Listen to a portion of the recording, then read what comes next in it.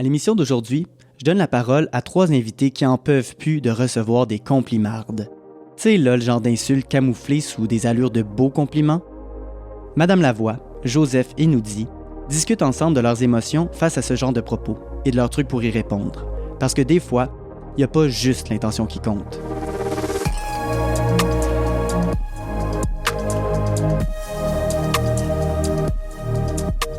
Parole de génération, c'est un amplificateur des voix marginalisées.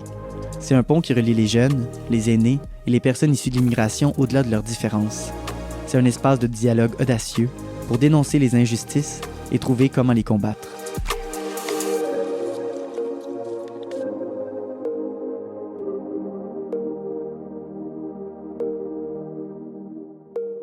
Bonjour tout le monde, bienvenue à Parole de génération, un balado d'Intergénération Québec qui crée des ponts entre les générations de toutes les origines pour stimuler la transformation sociale.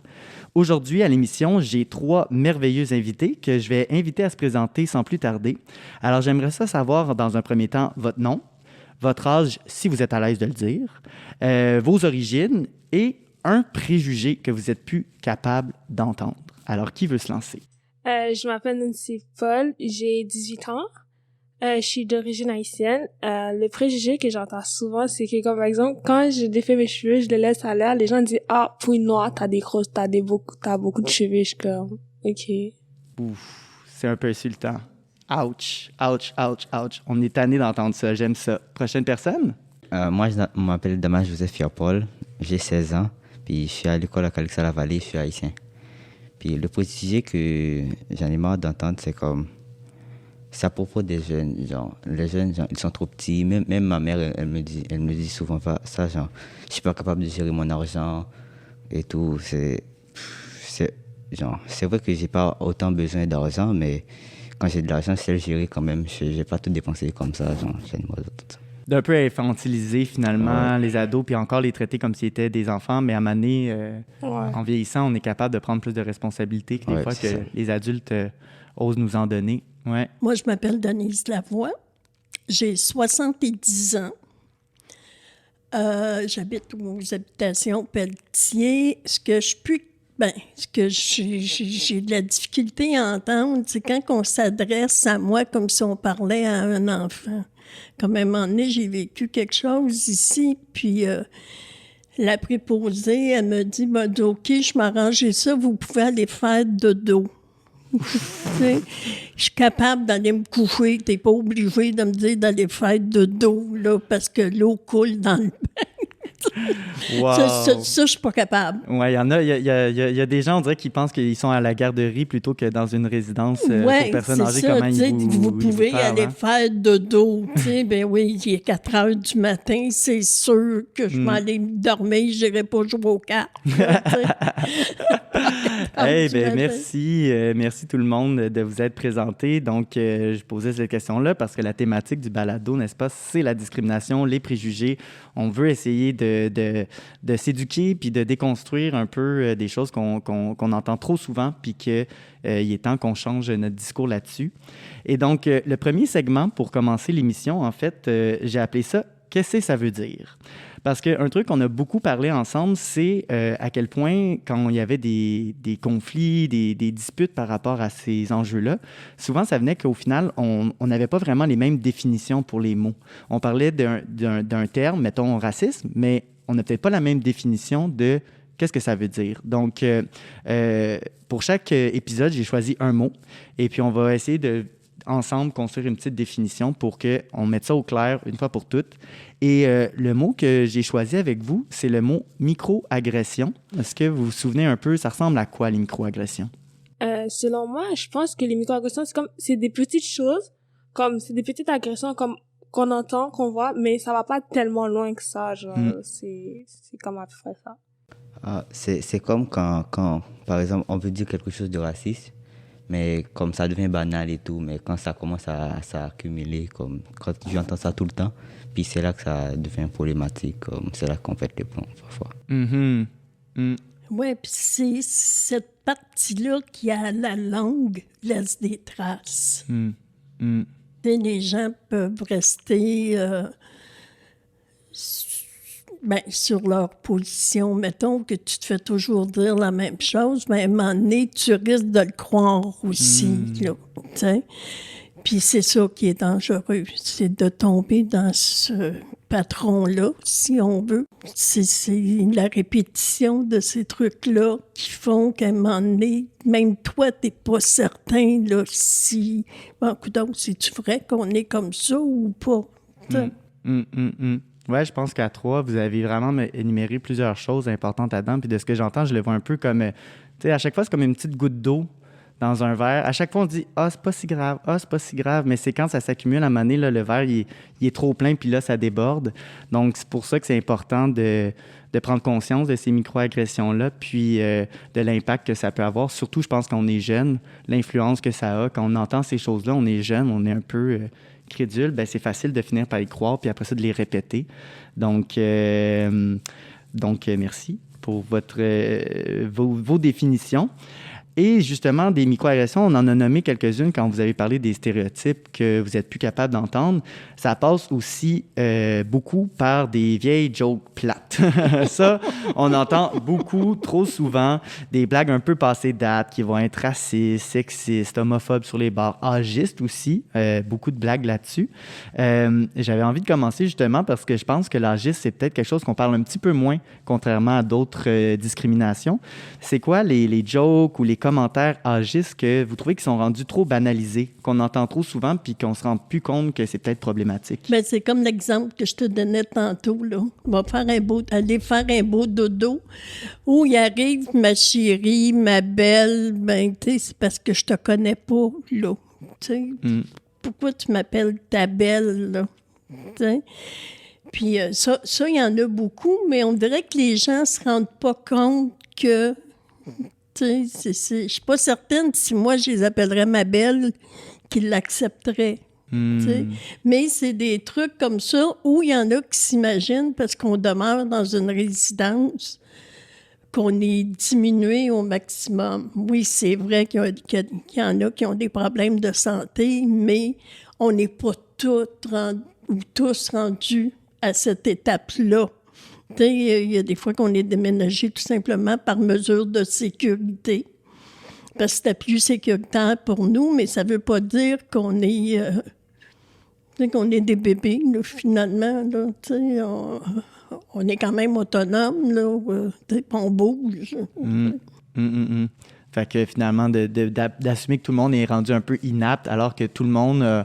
vieillit à sa façon, puis chacun a ses besoins ou a ses limites. C'est ça, c'est parce que les gens confondent, en tout cas ce que je crois, confondent CHSLD puis résidence pour personnes âgées. On dirait qu'il y en a qui mélangent les deux. T'sais, si tu rentres dans une résidence, c'est parce que tu es malade, tu es dans un CHSLD, puis c'est eux autres qui vont s'occuper de toi, puis... Il y a beaucoup de termes, puis je pense que ça devient un peu mélangeant pour les gens qui connaissent personne, qui sont là, de savoir un peu c'est quoi les différences entre ces deux différents termes-là. Et donc là, la prochaine question s'adresse à tout le monde, parce que vous en entendez sûrement aussi des propos qui sont racistes ou peut-être même sexistes pour Noudi et Mme Lavoie. Comment vous vous sentez quand vous entendez ce genre de blagues-là, ces petites micro-agressions-là? Comment ça vous fait ressentir à l'intérieur de vous? Ben moi, je dirais qu'avant, quand j'entendais ça, je me disais, ça va pas m'affecter, parce qu'on m'a toujours dit, genre, ma mère, elle a toujours dit, ce qui est important, c'est pas ce que pensent les autres, c'est que toi, tu penses de toi-même, c'est de comment tu veux être. Donc, je me suis dit, peu importe ce qu'ils disent, ben, ça va pas m'affecter, genre, je m'en fous. Mais quand ça commence vraiment, genre, tu poses des questions, genre, si tout le monde dit ça, genre, peut-être que c'est vrai, je sais pas. Mais ça te fait douter de qui tu es toi-même, c'est ça qui est le problème. Ben, en fait, moi, genre, ça dépend. Si, par exemple, tu dis ça une seule fois juste parce qu'il y a l'humour noir aussi, genre, si c'est comme envers humour, parce qu'il y a des gens qui utilisent l'humour noir juste pour dire, ah ouais, c'est une joke. Mais après, on dit, non, c'est pas vraiment une joke parce que tu le répètes souvent à chaque fois, puis après, tu utilises, ah oui, c'est de l'humour noir. Comme quand j'entends ça une fois, ça peut passer.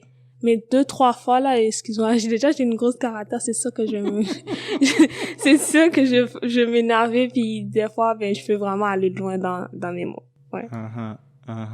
C'est sûr que à entendre toujours constamment les mêmes choses, puis je les comprends, c'est agressant.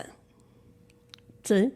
Puis je comprends que des fois, ils ont envie d'envoyer les gens chez le diable. Remarquez bien que moi aussi, je le ferais. Non, c'est ça. Tu sais, c'est cette espèce d'agressivité qu'il y a, puis qui fait qu'on a de la difficulté à se rejoindre des fois. Tu sais, parce que tu peux pas blâmer la personne qui a été agressée à répétition. Tu peux pas lui demander d'être doux comme un agneau, là. Tu sais, ça fait 100 fois la même agression. À un moment donné, tu peux-tu que l'agneau ait envie de mordre, là, tu sais? Fait que c'est ça qui... Ouais. Puis pour vous, là, vous parlez des jeunes, ils vivent leur propre micro, mais vous aussi, en tant que personne âgée, vous en vivez, vous en avez nommé. Vous, ça vous fait sentir comment? Ça m'enrage. Puis j'ai tendance à répondre. Des fois, je me dis, je serais peut-être mieux pour répondre, mais il y a d'autres fois, c'est plus fort que moi. Ben là, là chez moi, là, comme, j'ai des services à domicile pour une raison particulière, puis une des infirmières, elle n'arrête pas de me dire, ben voulez-vous quelqu'un pour vous aider pour votre bain? Non, je suis encore capable de prendre ma douche tout seul, tu sais. Mais elle insiste, tu sais. Bien, vous savez pas ce que c'est. Je suis certaine que si vous accepteriez, vous aimeriez ça, puis bon... Mais là, pour l'instant, là, ma 7 années de douche, je vais apprendre tout seul. J'ai pas besoin de personne. Mais c'est des trucs comme ça qui fait m'emmener, ben lâche-moi, là. La journée, moi, d'en avoir de besoin, moi, te l'ai demandé. Mais pour l'instant, je n'ai pas besoin. C'est dans le fait qu'il soit insistant qui devient dérangeant. Une fois de le proposer, c'est correct. Mais si on devient insistant, ça devient fâchant, puis... c'est ça, c'est normal d'être un peu... Attends que je te le demande, là, je le sais, moi, la journée que je serai plus capable de le faire tout seul, ben là, je suis quand même assez grande pour le savoir, là, même si je mesure juste 4 pieds 11, là, mais en tout cas. Oui, puis je trouve ça intéressant aussi, on parle beaucoup. Je pense que c'est ça qui arrive avec les microagressions. On ressent deux choses en même temps. Il y a une partie de nous qui se dit... bon, c'est pas grave, puis on fait un peu... on essaie de le tasser de côté, mais en même temps, il y a une partie de nous qui trouve que ça dérange, puis des fois, c'est ça qui fait en sorte qu'on est peut-être un peu partagé sur comment réagir, parce qu'il y a comme ces deux parties-là à l'intérieur de nous qui cohabitent, celle qui a envie de réagir puis celle qui n'a pas envie de réagir. Vous, en général, on en a déjà un petit peu parlé, mais j'aimerais ça vous entendre un peu plus sur justement votre réaction face à ça. Est-ce que vous avez tendance à plus garder ça pour vous ou vous allez le verbaliser aux autres, puis si oui, comment? Moi, comme je suis une personne qui est comme, je suis franche en fait. Si quelque chose me dérange, c'est sûr que je vais te le dire. Mais par contre, c'est comme il y a des gens comme tu dis, ok, t'aimes pas ça, puis ils continuent, genre ils arrêtent pas, genre ils comprennent pas que ce qu'ils sont en train de dire, c'est pas drôle. Genre oui, c'est vrai, à un moment donné, c'est bien de faire des jokes, mais à partir d'un moment, ça finit puis la colère commence à augmenter. Ben moi, comment je réagirais? Ben moi, je suis du genre à intérioriser, genre.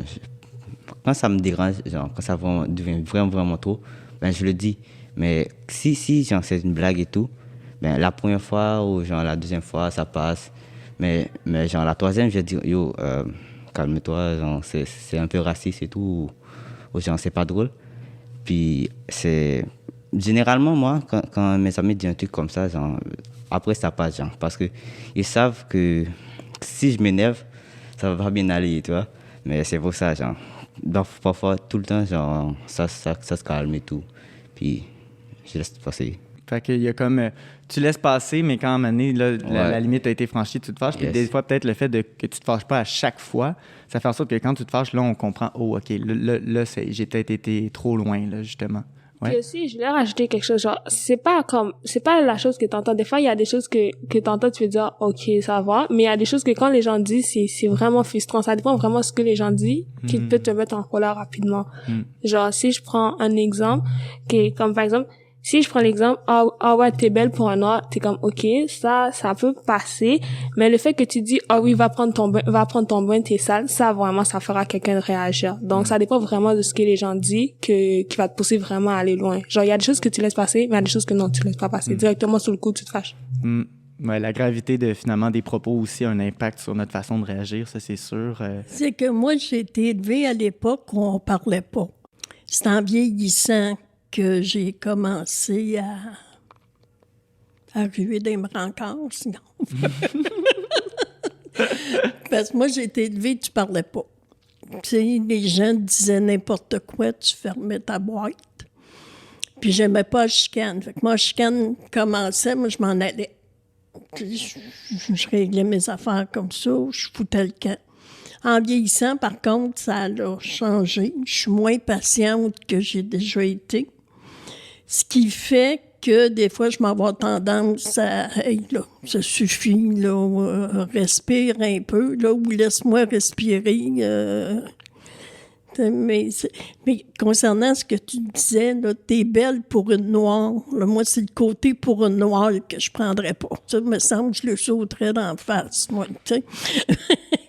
Puis je pense que cet exemple-là souligne un truc très important quand on parle de microagression, c'est le fait que souvent, ça dépend des fois, mais souvent, il n'y a pas de mauvaise intention derrière. Là. Des fois, la personne pense vraiment que c'est un compliment quand on va dire ça. Elle ne réalise pas l'impact négatif que ça a derrière. Puis c'est pour ça que des fois, c'est subtil parce que on peut se sentir mal peut-être d'intervenir parce qu'on sait que la personne voulait être gentille. Ouais, mais en même temps, il faut qu'elle comprenne que finalement, ça servirait en insulte. Donc, c'est pour ça que tu dis, comme tu vas pas directement l'insulter. Tu vas juste dire que la prochaine fois, quand tu vas dire ça, juste dis que t'es belle, genre. Rajoute pas juste t'es belle pour une noire, genre. C'est ça, c'est ce bout-là qui est trop, là. Oui, c'est juste ça. Ouais. J'aimerais ça, je trouve ça intéressant que vous souligniez le fait que quand vous étiez jeune, vous avez été éduqué justement à garder le silence et puis pendant longtemps, peut-être, ça a fait en sorte que vous n'osiez pas réagir.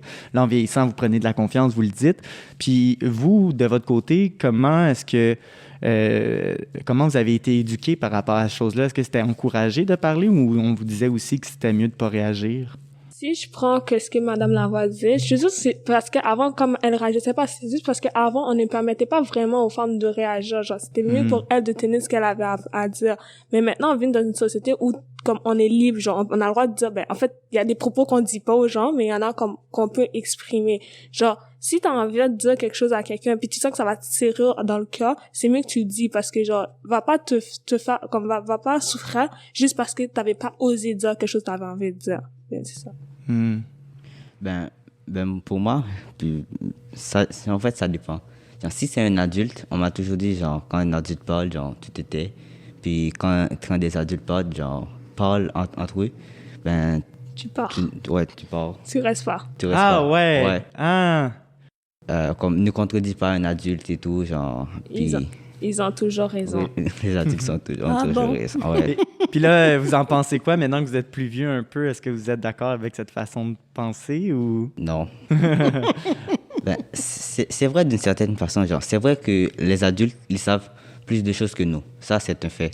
Mais parfois, on sait aussi des choses qu'ils ne savent pas. Parce que nous, on a élevé avec la technologie et tout. Et eux, c'est genre de l'ancien temps. Puis... ça se peut qu'on soit plus informé qu'eux sur un sujet, genre de l'actualité et tout, mais... Comme au niveau de l'histoire, oui, c'est vrai, on va aller comme écouter nos aînés pour nous expliquer, mais à partir des nouvelles choses, de la technologie puis tout ça, c'est sûr que nous on savent mieux que eux. Donc c'est comme 50-50. Eux ils savent des affaires que nous on connaît pas, qu'on doit apprendre qu'on doit s'apprendre, mais il y en a des affaires que eux ils connaissent pas, qu'ils doivent apprendre de nous aussi. Ouais. Genre c'est pas tout le temps eux qui ont tout le temps raison, qui savent toujours tout. Donc c'est comme 50-50. C'est comme ça que je vois. Mais comme j'ai déjà dit, c'est parce que c'est l'ignorance qui fait peur. Oui. Puis c'est pas parce qu'on est adulte qu'on a toujours raison, parce que t'as des adultes qui sont partis avec une idée en tête, puis ils la gardent jusqu'à temps qu'ils aient les deux pieds dans le cercueil. Puis c'est pas parce qu'on est adulte qu'on a raison, parce que c'est ça, t'as l'ignorance aussi. Donc, si t'es pas ouvert d'esprit, puis que tu restes sur tes positions, en fait, mais sans connaître l'autre. Moi, comme Moi, on m'a déjà dit, juge pas l'ordre tant que t'as pas chaussé ses souliers. Tu sais, avant de juger quelqu'un, quel qu'il soit, jase avec, apprends d'où il vient puis qu'est-ce qu'il vit avant de juger. Tu sais, s'il y a une chose qu'on m'a appris de bon, c'est bien ça, parce que le pire, c'est parce que je viens d'une famille qui jugeait. Tu sais, fait que je cherchais la contradiction, là. Ah ouais, il jugeait, puis pas à peu près, là. Mon père voyait un gars qui avait les cheveux longs, c'était un bum, puis il n'a pas été chanceux. J'ai marié un avec les cheveux longs. J'avais pas l'esprit de contradiction, mais pas Un petit côté rebelle. Là. Ouais, un petit côté rebelle. Je parlais pas, mais je sais, c'est pas mieux. Mais c'est ça. Tu sais, avant de juger qui que ce soit, apprends à le connaître. Oui, d'être plus dans l'empathie plutôt que le jugement, finalement. C'est ça. Puis je trouve ça intéressant, tu sais, je pense que c'est une belle forme d'âgisme, là, ce qu'on vient de nommer là, des adultes qui vont penser que, bon, ben ils sont plus vieux, donc ils savent tout. Je pense que c'est un peu le but avec l'intergénérationnel, puis un projet comme ça, c'est de se rendre compte qu'au contraire, chacun, j'aime l'idée du 50-50, tu sais, on a chacun nos champs d'expertise de domaine, puis plus on a de contacts entre jeunes et adultes ou aînés, plus on va collectivement apprendre puis pouvoir changer des choses ensemble, justement. Ouais. Pour revenir un peu, quand on parlait de microagression puis de nos réactions face à ça, en même temps, une chose, je trouve qu'on parle pas beaucoup, quand on parle de ça, on est comme « Ah, il faudrait toujours réagir, il faudrait toujours dénoncer », mais dans la vie, il y a toujours des contextes, un mood qui fait en sorte que peut-être cette journée-là, je suis fatigué, il s'est passé quelque chose, puis j'ai pas la force de dénoncer, tu sais, ou de réagir. Puis je pense que c'est important d'accepter nos limites aussi par rapport à ça. Puis j'aimerais ça vous entendre, vous, comment vous faites pour décider quand est-ce que c'est un bon moment d'intervenir, puis quand est-ce que c'est peut-être mieux de juste lâcher prise puis rien dire? Ça, comme je disais tantôt, ça dépend vraiment des choses. Comme, par exemple, si il y a comme une personne on va prendre l'exemple de la personne âgée qui avait craché genre sur la madame. Genre là, c'est vrai, c'était un peu déplacé, mais sinon comme si on prend l'exemple, la personne qui avait craché, je suis pas sûr que je comprends de quoi tu parles. Non, excuse-moi, c'était une infirmière, puis il y avait une personne âgée, genre elle avait craché dessus, genre ça fait même le tour de tout ça parce qu'elle était noire puis elle voulait pas qu'elle touche, tu vois. Puis j'étais comme non, ben ça se fait comme par exemple il y a des gens qui ont des problèmes, genre ça se fait qu'elle s'est pas vraiment rendue compte que ce qu'elle faisait que c'était mal, mais genre ça se fait que c'était pas sa faute comme je disais. Mais d'un autre côté, genre... En même temps, elle a craché dessus, là, je veux dire. Je pense que comme il y a pas un seul contexte où tu te dis c'est correct de cracher sur quelqu'un d'autre, je pense. Mais parce que, genre, son médecin avait prouvé qu'elle avait comme une sorte de maladie, donc c'est comme qu'est-ce qu'elle faisait, c'était pas sa faute. OK. Puis, c'est ça, puis comme, il y a des choses que tu peux dire, ah oui, ça, c'est vraiment le temps. C'est comme si tu te fais frapper une fois, OK, tu peux dire, OK, mais si tu te fais frapper plusieurs fois, là, il faut vraiment que tu te dénonces. Puis, si tu te fais traiter tout le temps harcelé par des gens, tu te fais harceler une fois, genre, attends pas la deuxième fois, parce que sinon, c'est sûr qu'ils vont continuer à t'harceler parce que c'est un peu facile pour eux. Genre, si t'attends, c'est sûr qu'à un moment donné, tu vas te renfermer puis tu vas rien dire à la fin. Mais c'est mieux que tu dis ça maintenant à quelqu'un, puis l'autre personne, si l'autre personne peut t'aider, mais il va t'aider, genre... Ouais. De se trouver des alliés aussi, des fois, autour de nous. Tu sais, souvent, ça se passe en public, ces choses-là. Ben, il y a souvent des personnes qui sont là pour nous épauler plus qu'on pense. Ouais. En fait, je pense que ça dépend de quelle personne tu es en train de parler ou de qui dit ça. Parce que si tu sais que c'est une personne, genre, ben, que c'est pas ce qu'il voulait dire, que tu connais la personne, ben, tu peux juste laisser, genre, passer. Mais si tu vois, que, par exemple, que ça se répète, il répète ça, genre, peut-être que c'est le moment de dire non, genre, c'est pas bien ce que tu dis là, que ça peut être mal interprété. Je comprends ce que tu veux dire, mais ça peut être mal interprété des autres qui te connaissent pas, tu vois. Ouais. La relation qu'on entretient avec la personne, ça aussi, ça a une influence. Même aussi, des fois, si la personne est en autorité, ça se peut que, tu sais, si c'est un prof, c'est un coach, c'est normal qu'on se sente peut-être moins à l'aise d'intervenir parce que là, il y a comme un rapport de pouvoir qui fait en sorte que c'est plus difficile de speak up, même s'il y a plein d'élèves qui sont full courageux puis qui le font, puis je pense que c'est une bonne chose, là. Mais ouais, la relation, finalement, qu'on a avec l'autre personne a une grosse influence, c'est vrai. Écoutez, on arrive déjà vers la fin. Ça passe super vite, hein? Oui. Donc, pour la conclusion, en fait, moi, j'avais envie qu'on termine sur une note positive. Et donc, je veux faire un dernier tour de table pour vous entendre avec toutes les rencontres qu'on a fait ensemble, le processus que vous avez vécu. Ce serait quoi le message que vous aimeriez transmettre, soit à votre génération ou celles qui vous précèdent ou qui vont suivre plus tard? Donc, vous choisissez la génération à qui vous vous adressez, puis le message que vous aimeriez lui dire par rapport à ce que vous avez vécu, ce que vous avez appris finalement. Moi, je m'adresserais à ma génération puis à celle qui me suit. Ce qui veut dire un peu plus vieux que vous autres, là. De garder l'esprit ouvert, de ne pas rester sur même ce qu'ils ont appris de leurs parents ou de leurs grands-parents ou peu importe, là, mais qui gardent l'esprit ouvert puis qui s'ouvrent à l'autre puis qui permettent à l'autre de s'ouvrir envers eux. Parce que c'est juste comme ça qu'ils vont finir par comprendre l'autre puis qui vont arrêter d'avoir des comportements intolérables, si on veut, ou intolérants, là, intolérables. Puis le mot que j'ai à vous dire à vous, soyez fiers de qui vous êtes, puis pliez pas devant les autres parce qu'ils vous abaissent. Vous avez des qualités, vous êtes des êtres humains, vous avez un cœur. Gardez ce que vous avez, puis soyez-en fiers. Merci, Madame Lavoie. C'est touchant d'entendre ça. En tout cas, je ne sais pas pour vous, mais je le reçois en plein cœur, justement, ce message-là. Ben, pour moi, c'est pas vraiment pour une génération précise. Je dirais pour tout. C'est comme, mettez-vous en question. Posez-vous des questions, genre. Parce que ma mère m'a toujours dit, avant de regarder la paille qui est dans les yeux de ton frère, regarde d'abord le bois qui est dans les siens, dans ton œil. Puis, ça, c'est mis en créole, là.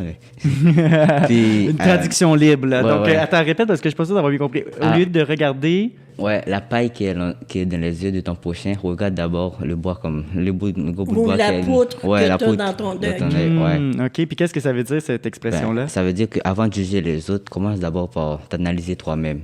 Tu vois, est-ce que tu es dans la bonne position pour vraiment juger quelqu'un?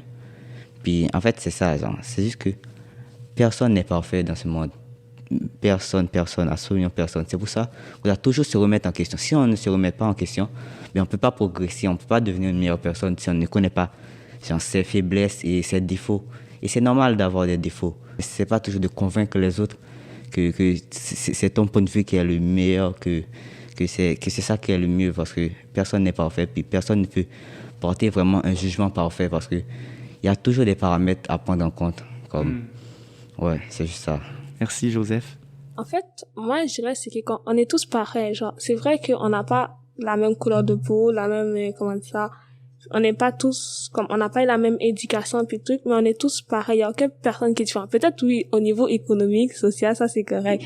Mais sinon, il n'y a pas vraiment un grand changement. Genre, on a tous le même cœur, ça bat tout à la même, à la même puissance. Genre, il y en a pas un qui est plus supérieur que d'autres. Genre, on est tous au même niveau. Genre, c'est ça que je dirais. Que finalement, oui, on a nos différences, mais de focusser peut-être sur ce qui nous unit, ce qui fait qu'on se ressemble, puis de focusser sur ça finalement.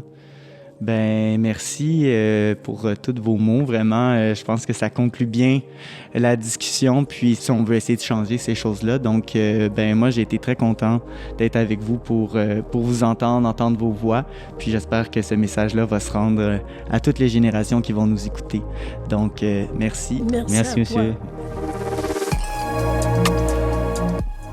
Merci à nos partenaires Coup de pouce Jeunesse et les Habitations Pelletier pour nous avoir aidés à recruter des personnes extraordinaires et pour leur accueil chaleureux. Nous tenons également à rendre hommage à Madame Lavoie, qui nous a quittés peu de temps après l'enregistrement. On se souviendra longtemps de son sens de l'humour et de sa grande ouverture d'esprit. Pour supporter le balado Paroles de génération, il suffit d'aller sur Apple Podcasts et Spotify pour lui laisser quelques étoiles et un commentaire. Ou encore, vous pouvez partager l'émission autour de vous, que ce soit par bouche à oreille ou sur vos réseaux sociaux. Vous pouvez d'ailleurs voir toutes les coulisses du projet sur les pages Facebook et Instagram d'Intergénération Québec. Ce balado est financé par le ministère de l'Immigration, de la Francisation et de l'Intégration, ainsi que par la Ville de Montréal.